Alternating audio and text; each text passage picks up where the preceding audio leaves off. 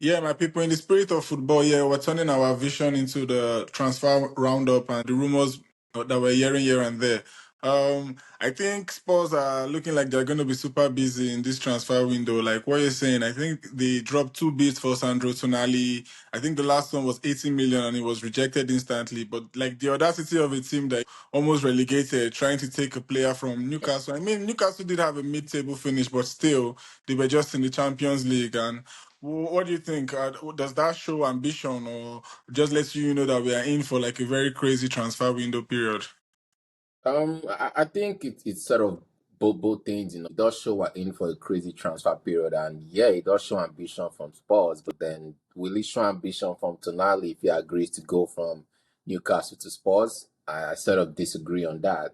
But the appeal of London is something most players can't really turn down. So Yeah, I do I was hope. gonna say fair enough. The last 2 years, Tottenham have had bad Yeah, league like finishes. Newcastle have had better seasons in the last 2 years. Yes, Spurs won the Europa League, but still Newcastle feel like a club with better tradition, better history. They are not Spursy like we all know. But honestly, if Spurs are able to back Sandro Tonali, that would be a nice midfield signing for them. And it kind of shows that De Zerbi is not here to play and he has big dreams and big ideas. So Hmm. let's hope someone comes in and scoopers that deal, get Sandro Tonali to a club Yeah, he actually I deserves. think Newcastle too might be unwilling to sell another price. That's it, right? They already lost Gordon for 80 million to Barcelona, so losing Mm, Gordon and Tonali, two staples in their team, I don't know if they are ready to make. I don't know. I mean, that's it's a there good to be point. seen. At the end of the day, money talks, and Yeah, I was gonna Newcastle are say it. having Yeah, money PSR talks. Right. issues, so just True. maybe they are willing to sell so they can re-strategize and stabilize the football club from a financial point of view. Fair Okay, enough. still on Newcastle though. Let's switch to Liverpool's hijacking Victor Munoz from Ooh. Newcastle. It kind of feels like Newcastle just can't catch their breath, man. They do the scouting and Liverpool does the hijacking. Same thing they did for Ekitike last year and still ended up bullying them and signing Alexander Isak. Yeah, I was gonna say So, not just only scouting. Sometimes they come to their squad and ravage it as well, right? bruh, Did the same it's with crazy, Andy man. Carroll back in the days, right? True, Took true, true, him like true. always Well, libero in you know, Newcastle. yeah, I guess when you're big, and you can actually do all this Yo, hijacking. well, So honestly, I don't know much about Victor Munoz. I understand he's a Real Madrid player, and they probably have like I think a buyback clause from Osasuna or whatever. But he looks diminutive in nature. Just maybe the guy is worth the hype, but 40 million pounds yeah, is big money. So yeah. he better have something good for himself. So I'm gonna And throw this to you though. I understand there's been talk about Enzo Fernandez moving to Real Madrid. Any gist about that? we did mention that Fernandez might be the other player after Cucurella looking to leave Chelsea, right? Although Yeah, we're speculating that he will probably want to reunite with his former Chelsea manager Maresca Enzo. Yeah. at Man City, but now we are hearing that Mourinho is a huge fan of him as well. It's yet to be seen if Madrid are willing to splash the amount that they are asking for on him, but I think he was already fined by Chelsea this year for talking about how he would love to live in Madrid and all that. So you could see where there's no smoke without fire, right? So I think probably his agent is shipping him off, or signaling that he's up for sale to those teams in Madrid, maybe Athletic Madrid and Real Madrid as well. So yeah, I think that can be another one to look out for Enzo to Real Madrid. I think there's a good chance he does, and I still think there's a possibility he ends up in Man City with Enzo Maresca. But honestly, if I was Chelsea, if a player doesn't want to represent you, he doesn't want to represent the badge, then just let him go. I'm sure you can make some good money from selling Enzo, probably recover the £100 million you spent to bring him from Benfica, and invest that money somewhere else, and maybe just sell him and get Tonali real quick before he ends up, Hmm. on the sports side of London. So. Let's see how that transfer goes though, but I do understand he's been picking up steam lately. So True. still speaking about midfield signings though, we did touch upon Elliot Anderson's potential move to Manchester City Hmm. on our last transfer roundup, but it Yeah. kind of looks like that deal has stalled since Nottingham Forest rejected the last bid, and Hmm. I kind of have an impression that just maybe we don't see any movement on this deal till England's World Cup journey comes to an end, and then suddenly you see Elliot Anderson on his way to Man City or just maybe somewhere else or just maybe Man United. I guess Wait, why are we in this? Hey. But with all seriousness, though, I yeah, think why City are stalling might be because they want to settle the case of their manager first. I think true, I read possible. somewhere that Maresca has finally settled the payouts from his contract for Chelsea. So now he Yeah. has the all clear to fly to Manchester and seal the deal. So we should be hearing something about that in the next few weeks. But I think once that is settled, then you will see them move for their targets a little bit quicker. Although I do agree that maybe the World Cup might be playing a part, but I don't think that will stop both things from negotiating, right? Maybe they might still be haggling over the fees, but I think once Maresca's deal is confirmed as the next manager of Manchester City, then we'll see where their priorities lie. Is it going to be in upping up this team for Enzo, or will they be opting for Anderson as well? So Okay. I guess let's wait and see whether it's a World Cup, whether it's Enzo. And speaking Mhm. about Enzo, though, I understand it took £10 million to get him out of the Chelsea contract, and that's just crazy, man. £10 million for a manager that hasn't really won anything apart from the Club World Cup and mediocre UEFA Conference League. But what am I to say? Hey, it could be worse. You could spend almost that to get yourself free from Ruben Amorim. At least Maresca True, still won, true, won a true, trophy and true. got them in the Champions League. I mean, hey, it Yeah, I can be guess you worse. know something about that, though. So yeah, I do get that.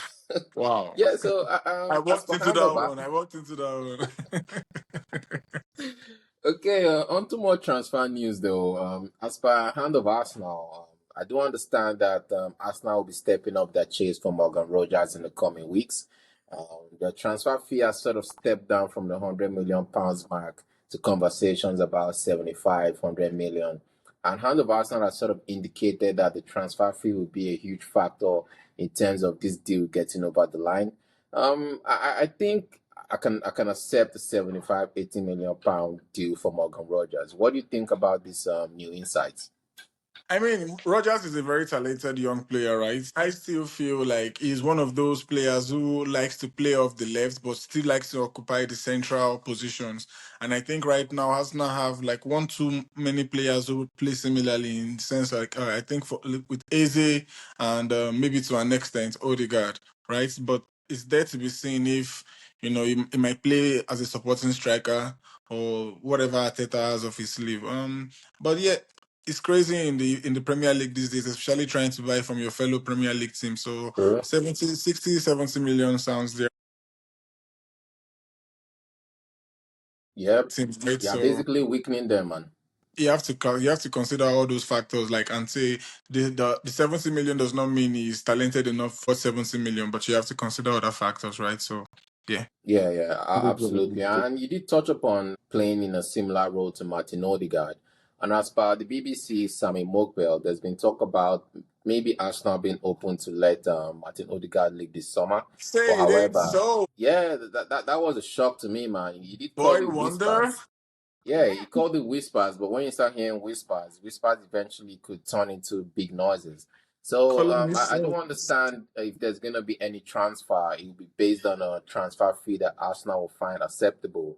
So the big question is, what is acceptable? But I guess we have to wait and Probably see. 25 bands or something. Oh, come on, man. If you ain't dropping 60, you ain't letting Odegaard leave, man.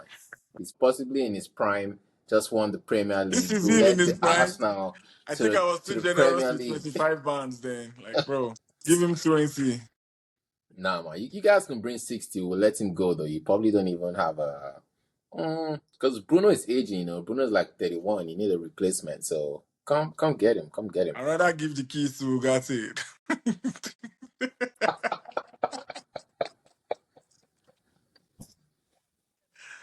Damn, man, I can't believe you said that, man. Okay.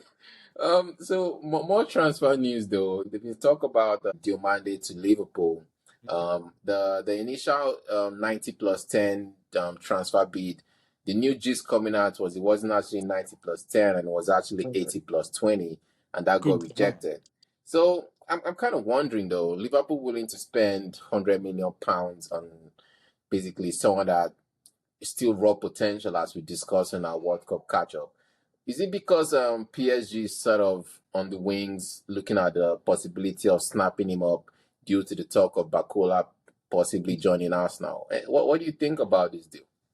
I think this is one of those transfer tricks where the club is just trying to create rumors to increase their negotiation power because in no universe is Diomande worth 100 million, and I don't see Liverpool doing that sort of business. Albeit they signed a fraudster in Florent Wirtz. I mean, so what's to say they cannot sign another fraudster in Diomande? I'm just True. joking. Diomande might not be a fraudster, but I couldn't just resist taking the shot at Wirtz. But anyways, with all due respect, I think Diomande is someone we should keep an eye out for. But like you said, they know PSG are lurking.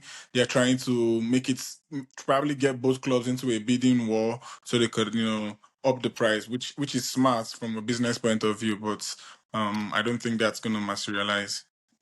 Okay. Let's see how that deal goes though. But I would like to see him play in the Premier League so we can find out if he's just an overhyped player or he's actually raw talent waiting to explode. Still on the transfers though, Van Heck signs for Spurs in a 50-55 million pounds deal. De Zerbi going crazy, getting things done early. Good stuff for Spurs. There's been talk about Emi Martinez probably finding his way to Juventus. I Ooh. haven't really seen much traction on this deal. What are you saying though, Emmy to Juve? Does it sound like a good signing for you? I mean, yeah, he's a very experienced goalkeeper at this point, and Yeah. even last season you could see that he still has some top saves in his drawer, right?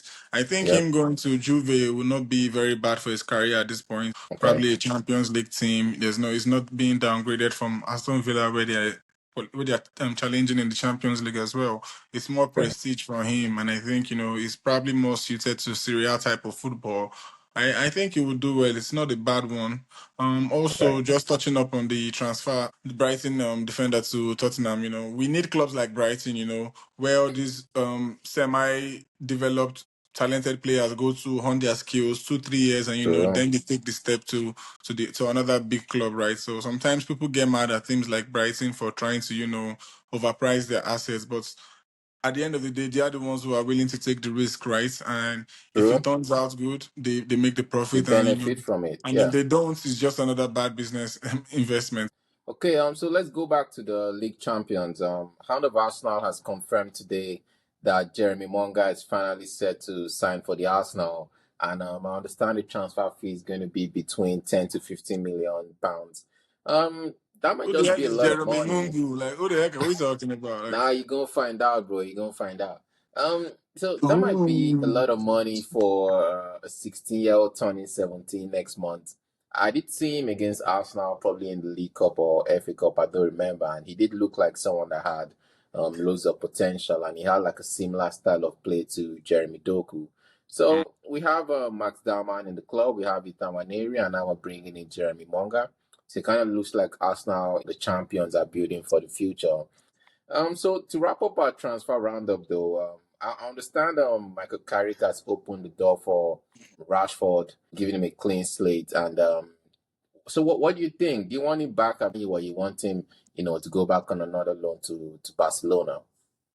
Um, I will always be biased where Marcus Rashford is because, like I said, I watched him as a teenager burst onto the scene. So his story and his journey with United is a little bit more personal for me. But Okay, sometimes I understand that football is all about facing hard truths. I don't know if the fans, especially the match-going fans, will be willing to let go of the sentiments he expressed when he said he was looking for a new challenge. Although to be fair to him, this came after there were reports being leaked by the club that he was not being yeah, professional in true. training. So basically, I think he saw the writing on the wall and he stated that he was open to trying other things to keep the peace. So I don't slate him for that, but some fans cannot see. cannot see reason with that. But now that we have a new manager with Michael Carrick, who was a former Man United player, a legend as well. He has a little bit of leeway and influence over the match going fans. And if he comes out and he says, "Hey, this is a local lad. This is a Mancunian like us. Let's give him a clean shot as long as he's with us until he finds a new challenge somewhere else." And if Rashford is also willing to accept a back row, not demanding to start, but like we see in his performances for England and Barcelona, there is always something with Marcus Rashford, right? He has something to offer, regardless of how consistent he might be. So I don't know if United will be willing to pay that much salary for a player who's not coming to play a starring role. I don't know if Rashford will be willing to take a back role now that we have some big signings breaking off like Cunha, and we want to give players like Dogu some more playing time on the left flank. All that to say, I don't think it's the worst thing in the world that can happen. I mean, is Marcus Rashford. Players like that, I think, should always end their career with clubs that they started with because of the history. But let's see. Yeah, so you guys let us know if you think it's a good idea for Rashford to come back. What other transfer news that you think we should be keeping an eye out for, or which one you think might not work out as they seem. And don't forget to like and subscribe. Follow us on social media platforms, JR_Skip podcast. Let's go. Tap in.